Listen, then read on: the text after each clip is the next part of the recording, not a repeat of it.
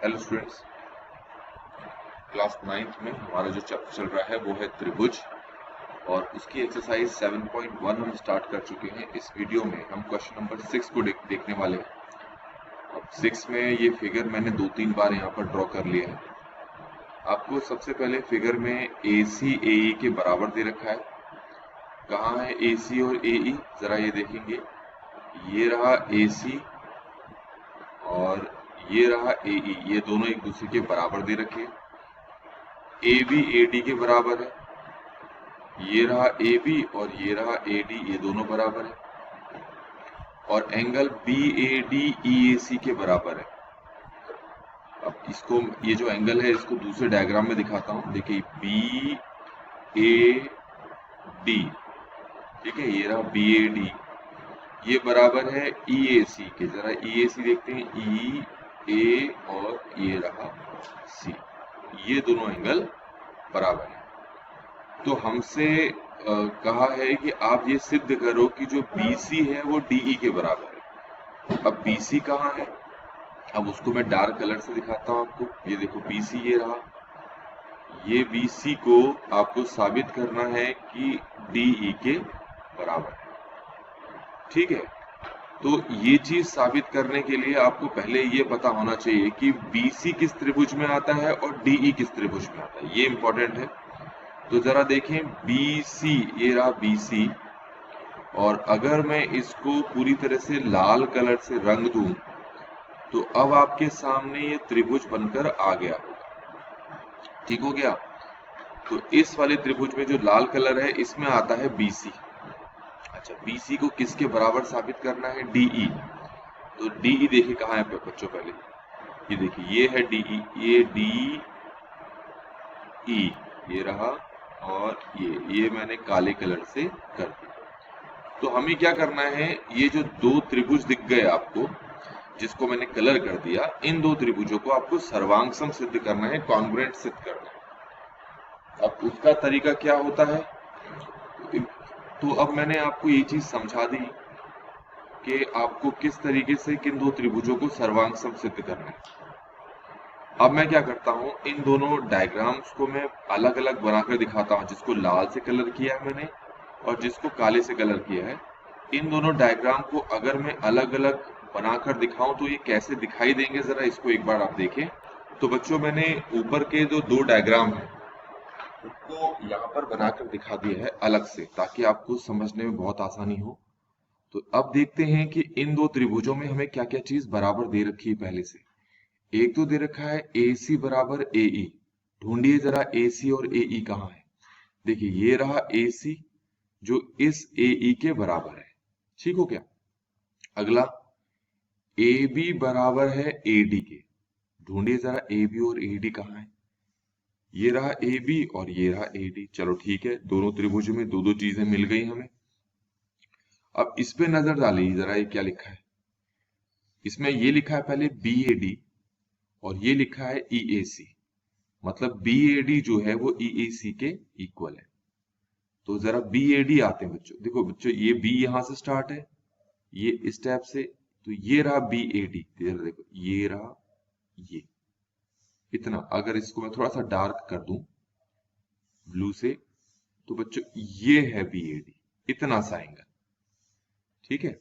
तो ये, इसको नाम मैं 1 रख लेता हूं, बार बार BAD नहीं बोलूंगा। देखो BAD फिर से देख लो आप, BA और ये रहा D, ठीक है। इसको किसके बराबर दे रखा है यहां पर देखेंगे अब, EAC के। तो जरा EAC ढूंढो कहाँ है, कहाँ है EAC। देखो ये रहा EAC, ये वाला एंगल है EAC, इसका नाम मैं 2 रख लेता हूं। तो यहां तक आपको सारी की सारी चीजें समझ में आ गई होंगी। तो इसके बाद क्या करना है बच्चों, हमने जरा ये वाला एंगल देखो। ये वाला जो एंगल है ना, ये दोनों में ही है, ये वाला एंगल, इसको नाम देखो जरा, ये पूरा ये वाला एंगल क्या ना, ये वाला एंगल है ना, ये मैंने यहाँ पर शो भी कर दिया। ये एंगल का नाम है, वैसे तो नाम है इसका DAC, है ना, DAC। तो इसका नाम अभी के लिए मैं 3 रख लेता हूं। क्या नाम है इसका, DAC। जरा देखो यहाँ, इसमें भी DAC आ रहा है, ये DAC। तो इसका नाम भी मैंने क्या कर लिया, 3 रख लिया। ठीक हो गया। अब डायग्राम को आप पूरी तरीके से देखेंगे, पूरा डायग्राम देखेंगे एक साथ। ये रहा, मैं फिर से बना दी पूरा डायग्राम। अब जरा इसमें देखें ये चीजें जो मैं समझा रहा था। देखो ये जो एंगल है इसका नाम मैंने रखा है 1, ये जो एंगल है इसका नाम मैंने रख दिया है 2, और जो ये बीच में एंगल है इसका नाम मैंने रख दिया है 3। जो ये छोटा सा हिस्सा है ना, ये दोनों ही त्रिभुजों में आ रहा है। तो सबसे पहले मैं क्या करता हूं, मैं कहता हूं कि एंगल 1 एंगल 2 के बराबर दे रखा है, ये क्वेश्चन में ही दे रखा है। ठीक है, बस मैंने नाम बदल दिए। अब मैं इन दोनों के साथ क्या करता हूं, एंगल 1 के साथ भी एंगल 3 को जोड़ देता हूं और एंगल 2 के साथ भी एंगल 3 को जोड़ देता हूं। तो दोनों के साथ मैंने एंगल 3 को क्या कर दिया, जोड़ दिया। तो जरा डायग्राम में फिर से आओ। इतना है एंगल 1 और इतना है एंगल 3। तो इन दोनों को जोड़ेंगे तो ये पूरा एंगल आएगा हमारे पास, ये पूरा एंगल। क्या नाम है इस पूरे एंगल का, बी ए सी। तो एंगल 1 प्लस एंगल 3 हो गया एंगल बी ए सी। ये समझ में आ गया होगा। अब हम आते हैं एंगल 2 और एंगल 3 को जोड़ने पर। अब क्योंकि डायग्राम में बहुत वैसे समझ में नहीं आएगा, तो मैं यहां पर इसको दोबारा शो करता हूं। तो एंगल 2 कहां है, एंगल 2 देखो जरा, इसको हमने एंगल 2 कहा है। एंगल 3 कहां है हमारे पास, इसको हमने एंगल 3 कहा है। तो जब इन दोनों को जोड़ेंगे तभी तो ये पूरा का पूरा एंगल आएगा, है ना। तो इस पूरे के पूरे एंगल का नाम क्या है, ई ए डी। तो ये हो गया ई ए डी। आई होप कि आपको ये सारी चीजें समझ में आई होंगी। तो चलिए अब शुरू करते हैं। सबसे पहले है दिया है, दिया है जिसको हम कहते हैं गिवन। क्या कहते हैं, गिवन। तो इसमें हम क्या क्या चीज लिखेंगे, सिर्फ दो ही तीन चीजें आपको दे रखी है। एक तो लिखेंगे ए सी ए ई के बराबर है, ए बी ए डी के बराबर है। तो हम क्या लिखेंगे, ए सी ए ई के बराबर है और ए डी ए बी के बराबर है और angle b a d equal है एंगल ई ए सी के। तो ये सारी चीजें गिवन में है, आपको क्वेश्चन में मिल जाएगा। फिर है आपको सिद्ध करना है। सिद्ध करना है, क्या करना है आपको, सिद्ध आपको यहां पर इन दो भुजाओं को बराबर सिद्ध साबित करना है। बीसी को डीई के बराबर साबित करना है। किसको, बीसी को डीई के बराबर साबित करना है। और फिर यहां आता है प्रमाण, इसका मतलब होता है प्रूफ। अब इसको हम साबित करते हैं। तो प्रूफ करने के लिए हमें पहले दो त्रिभुज लेने पड़ेंगे। मैं आपको शुरू में ही उन दो त्रिभुजों के नाम बता चुका था जब मैंने डायग्राम को अलग अलग बनाया था। तो एक त्रिभुज तो हमारे पास है ए बी सी और दूसरा त्रिभुज है हमारे पास ए ई डी।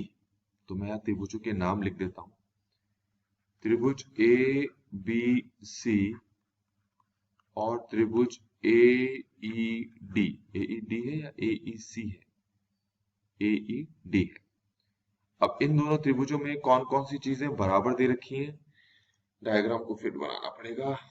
जरा इसमें देखिए, कौन से दो त्रिभुज लिए हैं वो आपको पता चल गया होगा।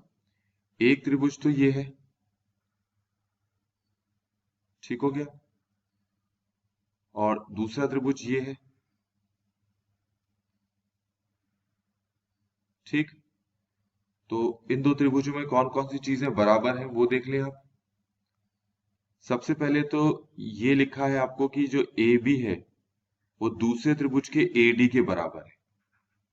तो ए बी किसके बराबर है, ए डी के। ठीक हो गया, यहां पर भी दिखा सकता हूं।